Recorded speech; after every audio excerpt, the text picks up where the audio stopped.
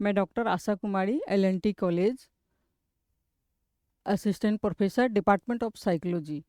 आज पिछले क्लास में हम लोगों ने असमानता के प्रतिरूप के बारे में जाने थे। उसके 4 भाग होते हैं, जिसमें से 2 टॉपिक को हम लोगों ने पढ़ लिए थे। जैविक प्रतिमान बायोलॉजिकल मॉडल को, और साइको विश्लेषण प्रतिमान साइकोडायनेमिक मॉडल को हम लोग पिछले क्लास में पढ़े थे। आज हम लोग देखेंगे कि व्यवहारिक दृष्टिकोण, बिहेवियर मॉडल, बिहेवियरिस्टिक मॉडल और संज्ञानात्मक दृष्टिकोण कॉग्निटिव मॉडल मॉडल को आज हम लोग देखेंगे। मानसिक असमानता के मॉडल्स। मानसिक विकारों को समझने के लिए कई दृष्टिकोण हैं। आज हम 2 महत्वपूर्ण मॉडल पढ़ेंगे, बिहेवियरिस्टिक मॉडल व्यवहारिक दृष्टिकोण, और दूसरा कॉग्निटिव संज्ञानात्मक दृष्टिकोण। ये मॉडल बताते हैं कि असामान्य व्यवहार क्यों होता है और इसे कैसे समझेंगे। अगर ऐसा व्यवहार हो रहा है तो इस व्यवहार को हम कैसे समझेंगे, और इसका उपचार हम कैसे कर सकते हैं, इसके बारे में देखें। व्यवहारिक अथवा सामाजिक शिक्षण model, behaviouristic social learning model.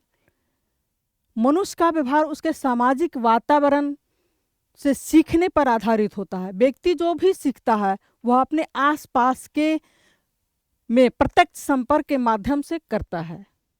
इस मॉडल के अनुसार मानव व्यवहार का विकास और उसमें परिवर्तन वातावरण और सामाजिक परिस्थितियां से प्रभावित होती है। व्यक्ति जैसे परिस्थिति में रहता है, जिस वातावरण में रहता है, व्यक्ति वैसा ही ग्रहण करता है और वैसा ही व्यवहार करता है। बिहेवियरिस्टिक मॉडल की कुछ तकनीकें हैं, उस तकनीकों को हम लोग जानेंगे। इसकी परिभाषा है कि व्यवहार चिकित्सा अधिगम सिद्धांतों का नैदानिक प्रयोग है, जिसमें दोषपूर्ण व्यवहार को संशोधित करने का उपाय खोजते हैं। उसमें व्यवहार 2 प्रमुख कारण से होते हैं। एक तो पूर्ववर्ती कारण होते हैं, और इसमें देखा जाता है कि वे परिस्थिति या कारण जिसमें व्यक्ति दोषपूर्ण व्यवहार में लिप्त होता है। वो कैसे? परिणामी कारक, वे परिणाम जो व्यवहार को प्रबलित और या घटित करते हैं। व्यवहार चिकित्सा की प्रमुख तकनीकें, निषेधात्मक प्रबलन होता है, निगेटिव रेनफोर्समेंट, अवांछनीय प्रतिक्रिया को कम करना। कैसे हम करते हैं वो देखेंगे। उदाहरण के रूप में शोर ना करने वाले छात्रों को हम डांट देते हैं। और दूसरा वह विमुखी अनुबंधन। इसके अंतर्गत अवांछित व्यवहार के साथ अप्रिय क्रिया जोड़कर व्यवहार को कम किया जाता है। जैसे उदाहरण में देखेंगे कि मदिरा सेवन करने वाले विद्युत घात देने ताकि मदिरा को गंध अप्रिय लगे। हम ऐसा क्यों करते हैं उसके साथ ऐसा इसलिए करते हैं ताकि उसको इससे दूरी बना सके और वो चीज़ उसको अच्छा ना लगे, इसलिए ऐसा व्यवहार करके उसको वो लत को हम क्या कराते हैं, छोड़ाते हैं उससे। और सकारात्मक प्रबलन की बात है तो पॉजिटिव रेनफोर्समेंट, अच्छे व्यवहार को पुरस्कार देकर बढ़ावा देना होता है। हम क्लास में भी देखते हैं कि कभी कभी बच्चे में देखते हैं कि निगेटिव कुछ ऐसी बातें होती है तो उसको हम ऐसा सहयोग करते हैं, इस तरीके से उसको मतलब वो प्रोत्साहन करते हैं कि बच्चा आगे बढ़ सके और उसमें वो अपनी सहभागिता पूर्ण रूप से दे सकते और आगे बढ़ सके। उसमें सकारात्मक सोच पैदा होती है और वो आगे काम करते हैं। दोहरा कार्य समय पूरा करने पर बच्चे को पुरस्कार देते हैं, जिससे बच्चा आगे बढ़ कर के कार्य करते हैं। बिहेवियरिस्टिक मॉडल के फायदे होते हैं या वैज्ञानिक प्रयोगों पर आधारित है। थेरेपी प्रैक्टिकल और आसान है। थेरेपी के द्वारा उनको व्यवहार में ला करके उनको जो असामान्य व्यवहार होते हैं उनको व्यवहारिक रूप में लाते हैं। और इसमें क्या होता है कि जल्दी परिणाम देती है, सीधे व्यक्ति के व्यवहार में सुधार दिखता है।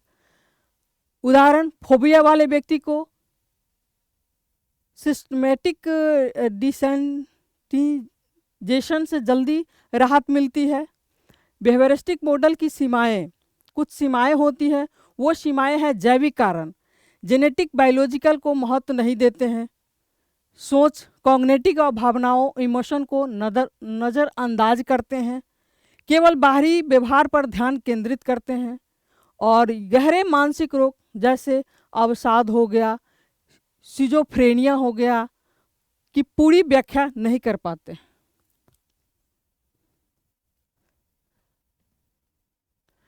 अब देखेंगे हम संज्ञानात्मक मॉडल को। पहले हम व्यवहारात्मक देखे, अब हम संज्ञानात्मक मॉडल को देखते हैं। यह मॉडल व्यवहार की व्याख्या मानसिक प्रक्रियाओं जैसे सोचना, धारणा, अनुभव के जरिए करता है। उसको हमने व्यवहार के रूप में देखे, अब हम मानसिक रूप से देखते हैं। व्यवहार मुख्यतः वर्तमान सोच पर आधारित होता है, न कि अतीत पर होता है। मनुष्य को एक सकारात्मक, रचनात्मक, प्रेम भावना से युक्त प्राणी माना जाता है, जो खुशियाँ, दुख और प्रेम और सृजनात्मक की ओर अग्रसर रहता है। संज्ञानात्मक मॉडल के कुछ सिद्धांत हैं। इसमें है कि व्यक्ति के व्यवहार को समझने के लिए जरूरी है कि हम जाने वह दुनिया के बारे में क्या सोचता है, और व्यक्ति व्यवहार में उसकी सोच, उसकी दृष्टिकोण तथा मानसिक संरचनाओं की भूमिका में सबसे महत्वपूर्ण होती है। यह मॉडल आत्म क्रियान्वयन, सेल्फ एक्चुअलाइजेशन और सकारात्मक विकास पर जोर देता है। इसके संज्ञानात्मक मॉडल के भी कुछ गुण हैं। उस गुण को हम देखते हैं। आंतरिक मानसिक कारणों को व्यवहार के मूल को मानता है। व्यक्ति की सकारात्मक क्षमता और विकास संभावना को पहचानता है। इससे आशावादी दृष्टिकोण के साथ व्यक्तिगत विकास को प्राथमिकता इसमें दिया जाता है। अब हम इसकी कुछ सीमाएं भी हैं, डिमेरिट्स भी हैं। जब हम मेरिट्स देखें तो अब उसके भी कुछ डिमेरिट्स हैं, उसको देखते हैं। तनाव एवं व्यवहार के विकास की व्याख्या की समिति है, मतलब व्यवहार के कार्यात्मक कारणों के वैज्ञानिक विश्लेषण की कमी पाई जाती है। नैदानिक उपयोगिता कम और कुछ अवधारणाएं स्पष्ट जटिल नहीं हो पाती है इससे। अब हम इन सारे बातों के बाद अब इसके निष्कर्ष को देखते हैं। तो बिहेवियरिस्टिक मॉडल बाहरी व्यवहार तथा सीखने पर जोर देता है, जबकि कॉग्निटिव मॉडल आंतरिक सोच, भावनाओं पर जोर देता है। दोनों मॉडल मिलकर मानसिक विकारों को समझने और इलाज करने में सहायक होता है। निष्कर्षतः व्यवहार और सोच संपूर्ण समझ और उपचार है। Thank you.